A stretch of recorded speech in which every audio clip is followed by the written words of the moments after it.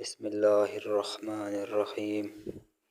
دعائے حضرت ابراہیم خلیل اللہ علیہ الصلاۃ والسلام۔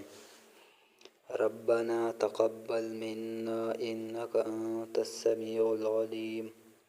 سورۃ البقرہ آیات نمبر 168۔ اے ہمارے پروردگار، ہم سے یہ خدمت و دعا قبول فرما، بے شک تو سننے والا ہے۔ رب اجعلنی مقیم الصلاۃ ومن ذریتی ربنا وتقبل دعاء۔ ربنا اغفر لی ولوالدی وللمؤمنین یوم یقوم الحساب۔ سورۃ الابراہیم۔ میرے پروردگار، مجھے اور میری اولاد کو نماز قائم کرنے والا بنائے رکھ۔ اے ہمارے پروردگار، میری دعا قبول فرما۔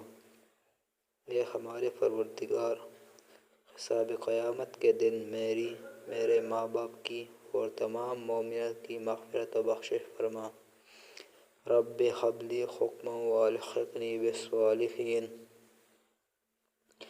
واجعل لی لسان صدق فی الآخرین واجعلنی من ورثة جنة النعیم واغفر لأبی انہ کان من الضالین ولا تخزنی یوم یبعثون یوم لا ینفع مال ولا بنون۔